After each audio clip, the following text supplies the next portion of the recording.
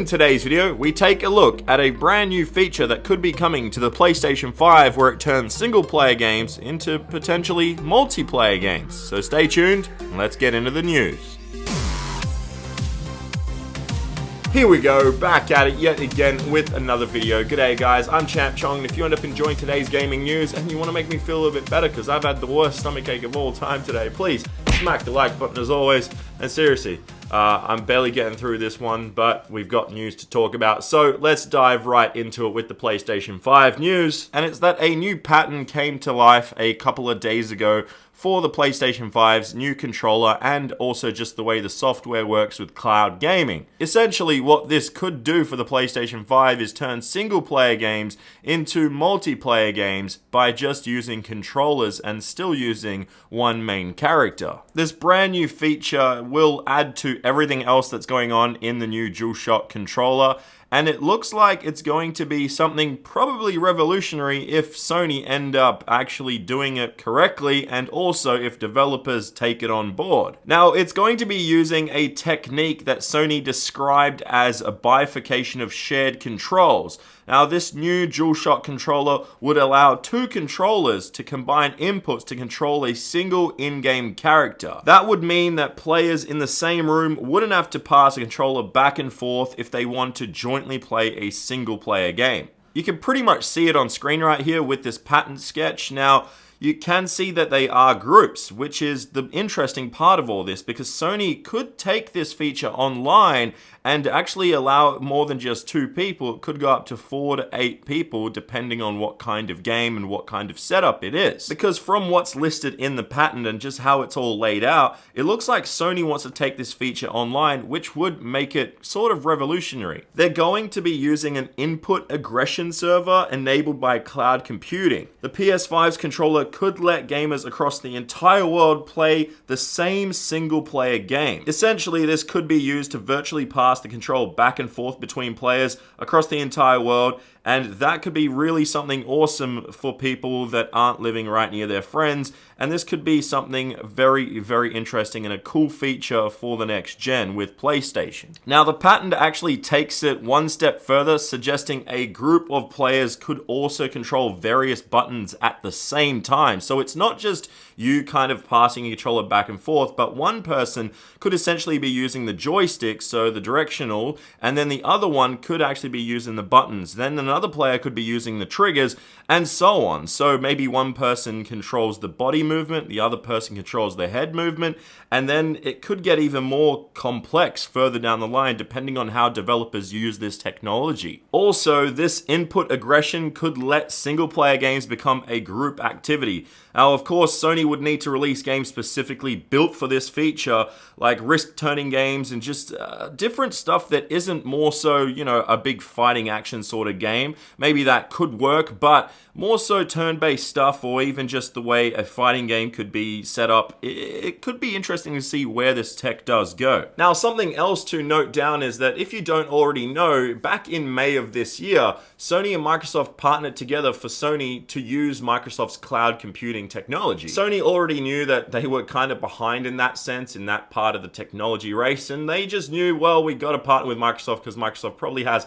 way better technology than us, which they did, and then they've kind of gone that route since May. And well, this new patent that has come up where you'll be able to play potentially with people from all around the world the same single player game, pass the controller around, set it up differently, one uses the buttons and so on, that could be actually going through this new cloud computing technology, which is amazing because in the end, they've created something that Microsoft might not end up having with their system in the next gen, but they're using Microsoft's technology to make it happen, so that's kind of cool. I'm actually really excited to see where this does lead because it has so much potential, but then again, I'm not too sure how many developers out there, third-party developers, are going to allow this to happen or bother to even do anything for it, because at the end of the day, people are trying to sell as many copies of games, and maybe they don't want to just create it so that everyone's doing the same thing. But then again, it could come down to the licensing. You may actually need both games, or both people may need a game each, which would make more sense.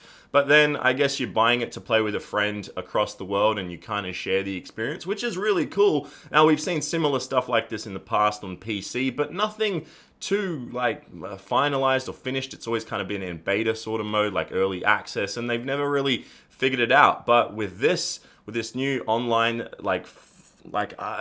it's really exciting. That's the thing. Like with this new way that they're going to do it over cloud computing, the new aggression server, it's really exciting. So let me know what you guys think in the comments down below. As I said, it kind of reminds me of the old times where you'd be sitting in front of a console together with your mate or your brother or your cousin or your sister or whatever, and you guys would be sitting right there playing the games and swapping controllers, or sometimes you'd hold the left side, the other person will hold the right, and you'd try and play together. This is taking that the step further with 2 controllers or even online. So yeah, it's exciting times. Let me know what you guys think. But now we move on to the next news report on today's show. And well, this one I was going to do a separate video on, but I thought, you know what, I'm not going to give GameStop the light of day because, well, yeah, GameStop are blaming struggling sales on the PlayStation 5 and next Xbox console. So it's pretty much no secret, GameStop, which is EB Games here in Australia, they've been struggling as of late. Their business model seems to kind of be stuck in the past, and they are now deciding to start blaming pretty much anything and everything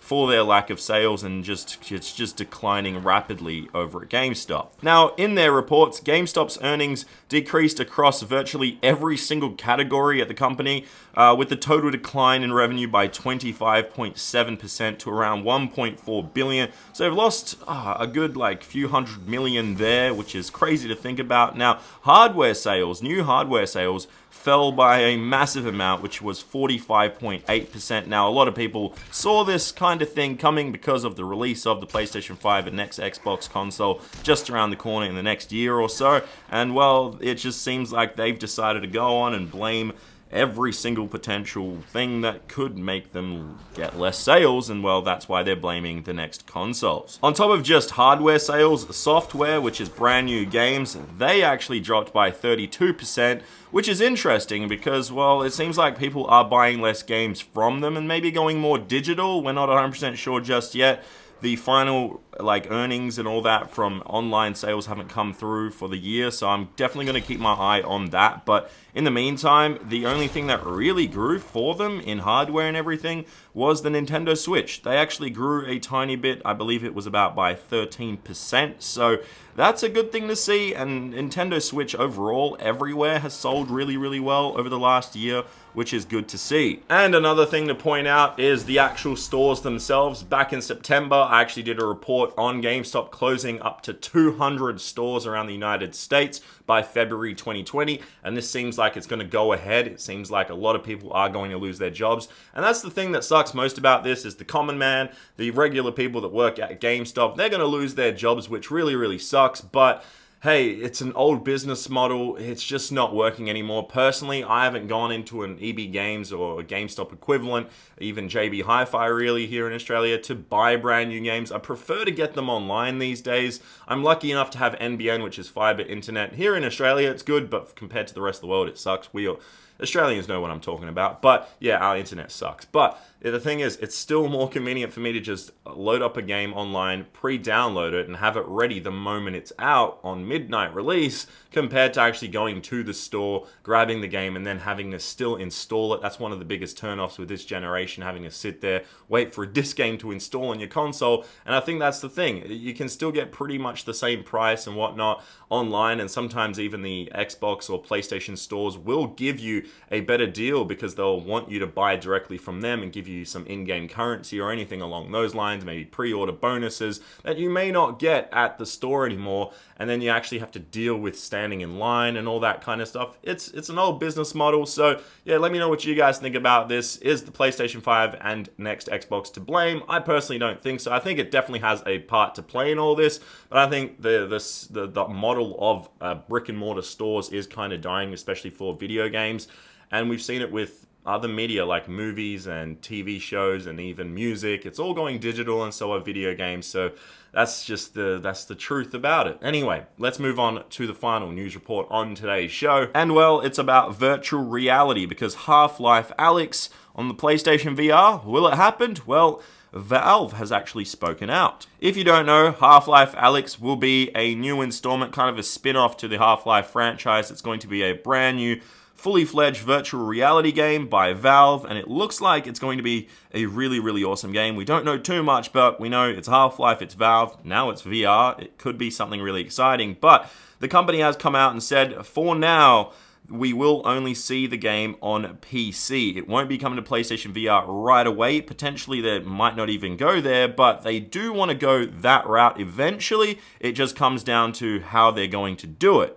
They've pretty much stated that they've seen the success of the PSVR. A lot of people have the PlayStation VR, but according to them right now, we are only getting it on PC, so that's one thing right there. Steam VR, that's how we're going to access the game, and that all makes sense. They're going to have that exclusivity for Steam VR right away, and then eventually, potentially, hopefully, we'll see it on the PlayStation VR, but no promises just yet. But it's cool that they are acknowledging it, saying that they do see quite a lot of interest for people that do have a PSVR to bring Half-Life Alyx onto that system. But in the meantime, when the game does come out, it will only be just on Steam VR on the PC. So get yourself a really good PC and a good headset. There's a lot of options out there, and you could have yourself a good time on Half-Life Alyx. But PlayStation VR, fingers crossed, they've got their eyes on it right now, but we don't know if they're developing for it. So yeah, exciting times, but also kind of like, we're going to have to wait and see. But I'll keep you guys updated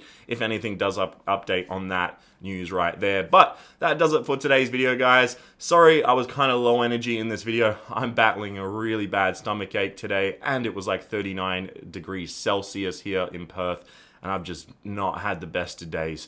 So yeah, I'm barely breathing. Anyway, hopefully you guys enjoyed the video. Please smack the like button if you did, and also click that subscribe button with the notification bell on if you aren't subscribed, or if you are, make sure the notification bell is on so you know when I upload videos. But until then, the next video is tomorrow. I'll see you guys then. Bye-bye.